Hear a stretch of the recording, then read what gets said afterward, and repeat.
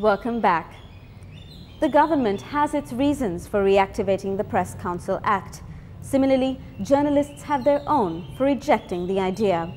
Central to this conflict is the issue of self-regulation, which in turn brings up questions of the government's commitment to free media in the country and also the responsibility of Sri Lanka's media people and institutions. I spoke with lawyer and activist Mr. J.C. Valiamana to find out his thoughts on the subject. It's said that the Press Council Act is going to be reactivated, and journalists are expressing a lot of concern about this. It's being called a draconian law, even unpatriotic. Why are they so concerned, do you think?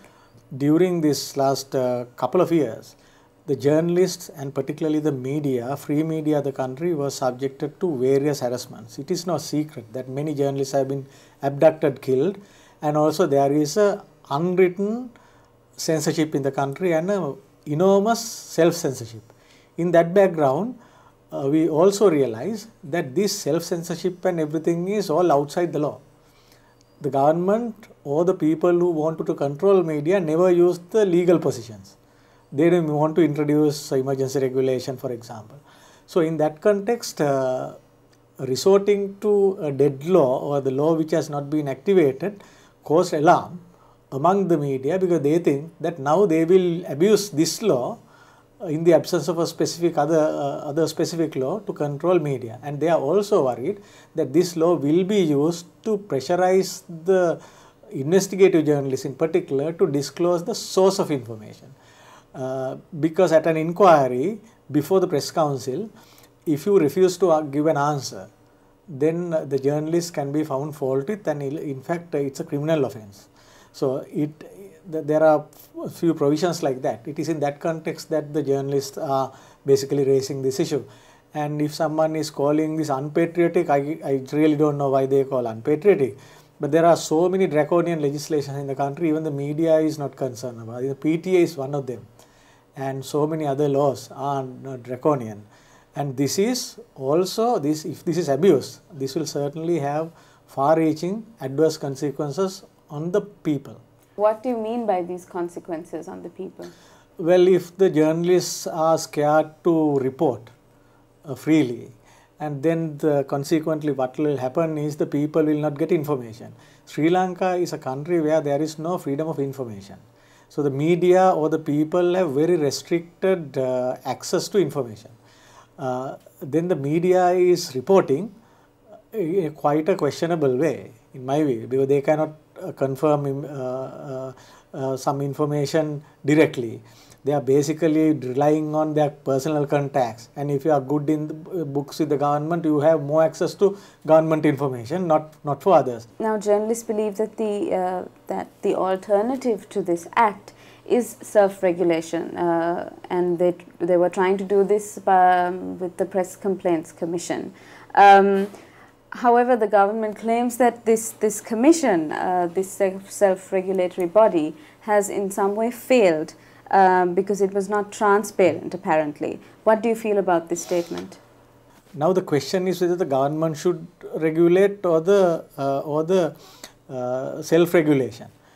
Now I think this debate is existing all over the world. It's not limited to Sri Lanka. If somebody thinks that that is Sri Lankan, no, that is not the case.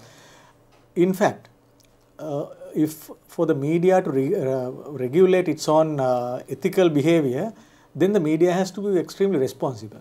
But I have really serious concerns about Sri Lanka media, not only public media but also private media. They need to protect their rights first.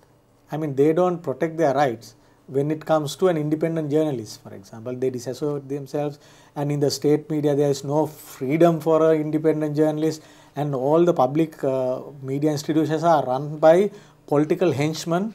They are appointed not on media qualifications, they are basically appointed to do the propaganda for the government.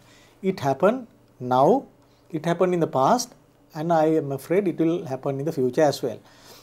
So the media journalists, on the other hand, I don't think has done sufficiently to earn the credibility to run quite an independent self-regulatory body. But I think it is important that they have taken some steps If the government wants to establish free media and independent space for the media, then they must at least investigate into the killings of media personality. They must investigate into that. They must earn the respect from those people who are critical of government. I don't see any move except to win and get the support, political support, to win the independent media. So if the government is serious in doing that, I think they must spend little time and allow media to function without government interference and make sure that media is not harassed. So in the end, finally, what do you think needs to be done for the government and the media to work independently of each other? Media, in my personal view, media is for the people. It is not for the media. It's not for the journalists. It's not for the governments. And therefore, the public media concept must take, at least some space among the media. Public media means it's not only the views of the public, the final outcome of the media should be for the benefit of the people. But unfortunately, we don't see that here, because I don't think many of the journalists are aware that there is a concept, not an evolving concept, it's a concept that is well established now in very well developed countries. But the media is basically representative of the public. It's not representative of the government or the media organizations. Unfortunately, to bridge the gap between these two things, the media probably will have to rethink of their strategy to focus more on public media concept. Secondly, I think the government and the media, there are clashes all over the world. I mean, there isn't a single country where there's no clash, not a single democratic country where there are no clashes. But in order to, basically iron out the tension, what we should have, they must have probably mutual respect.